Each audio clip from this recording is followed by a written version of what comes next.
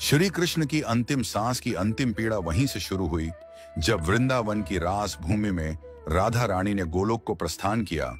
उसी क्षण से श्री कृष्ण के जीवन की ढलती संध्या आरंभ हो गई।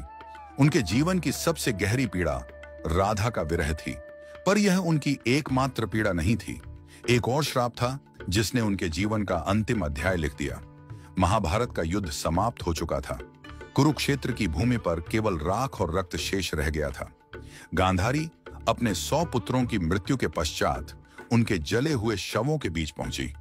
उसका दुख और क्रोध अवर्णनीय था। उसे स्मरण था कि श्री कृष्ण इस महाविनाश को रोक सकते थे, एक मुस्कान में इस युद्ध को टाल सकते थे, परंतु उन्होंने धर्म की स्थापना के लिए अधर्म का अंत होने दिया, चाहे वह मूल्य किसी मां के 100 पुत्र ही क्यों न हो। पीड़ा से भरी गांधारी ने श्री कृष्ण को देखा।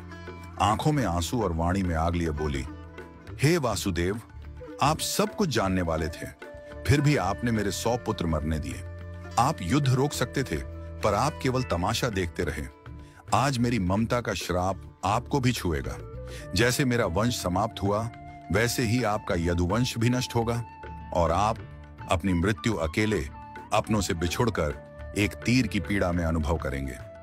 श्री कृष्ण ने गांधारी का श्राप शांत मन से स्वीकार किया, क्योंकि वह जानते थे यह भी उसी लीला का भाग है। जिस न्याय को वह लेकर आए थे, उसी न्याय की अग्नि अब उनके अपने कुल को भस्म करेगी।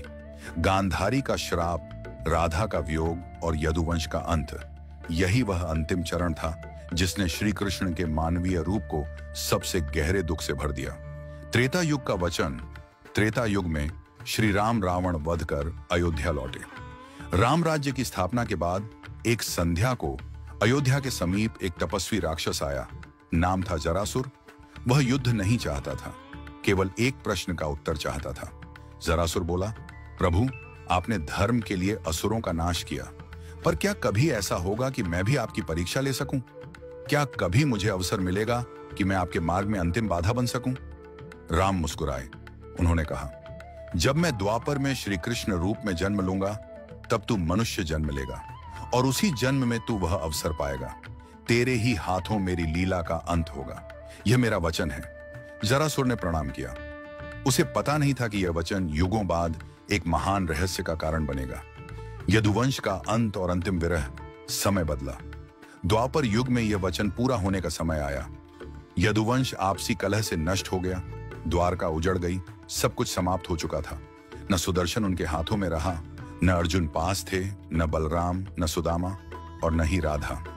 अब श्री कृष्ण पूर्णतः अकेले थे। द्वारका से दूर एक शांत वन में एक पीपल के पेड़ के नीचे वे बैठ गए। कंधे पर वही बांसुरी थी जो कभी राधा के लिए बजती थी। उन्होंने आंखें बंद की। बांसुरी से राधा के नाम का स्वर फूटने लगा। सुरों में वेदना थी, तड़प थी। राधा गोलोक में बैठी थी। जैसे ही यह स्वर वहां पहुंचा, राधा की आंखों से आंसू बहने लगे। उन्होंने देखा, कृष्ण अकेले हैं। प्रेम का वह ब्रह्म स्वरूप जो संसार को मोह से मुक्त करता है, आज स्वयं विरह में डूबा है। राधा ने हाथ बढ़ाया, पर छू नहीं पाई। गोलोक की रानी भी इस क्षण असहाय हो गई। राधा बोली, प्रभु, अब बस कीजिए, मुझे लौट आने दीजिए। मैं आपकी बांसुरी की धुन बनकर बहूंगी। पर यह अकेलापन सहा नहीं जाता। पर श्री कृष्ण मौन थे। सुर थमते गए। शाम उतर आई। पीपल का पेड़ जो वर्षों से साक्षी था, आज कृष्ण की अंतिम सांस का गवाह बनने जा रहा था। कृष्ण का मन जीवन भर का बोझ याद कर रहा था। जन्म जेल में, मां का स्पर्श भी अधूरा। बचपन राक्षसों के भय में, प्रेम मिला तो साथ नहीं निभा सका। हर अपना युद्ध में खो दिया। धर्म बचाया, पर अपना ही कुल नहीं बचा पाया। सारा जीवन दूसरों को सुख दिया, पर अपने हिस्से में केवल विरह और अकेलापन आया। उन्होंने बांसुरी उठाई, आखिरी बार होंठों से लगाई, फिर धीरे धीरे उसे तोड़ दिया, जैसे राधा की स्मृति भी उस बांसुरी के साथ पीपल की जड़ों में समा गई हो। दूर जंगल में शिकारी जर, वही जरासुर का पुनर्जन्म, शिकार ढूंढ रहा था। उसने पीले वस्त्रों की चमक देखी। उसे लगा झाड़ियों में कोई हिरण छिपा है। बिना सोचे बाण चला दिया। वह बाण श्री कृष्ण के पैर में लगा। शिकारी भय से कांप उठा। प्रभु, मुझसे बड़ा अपराध हो गया। श्री कृष्ण ने शांत स्वर में कहा, उठो जर, तुमने अपना कर्म किया। यह मेरा समय था, तुम केवल निमित्त बने हो। जर रो पड़ा। श्री कृष्ण ने आंखें बंद की। अंतिम श्वास के साथ होंठों से केवल एक शब्द निकला, राधे राधे, और श्री कृष्ण ने अपना नश्वर शरीर त्याग दिया। उनकी लीला पूर्ण हुई।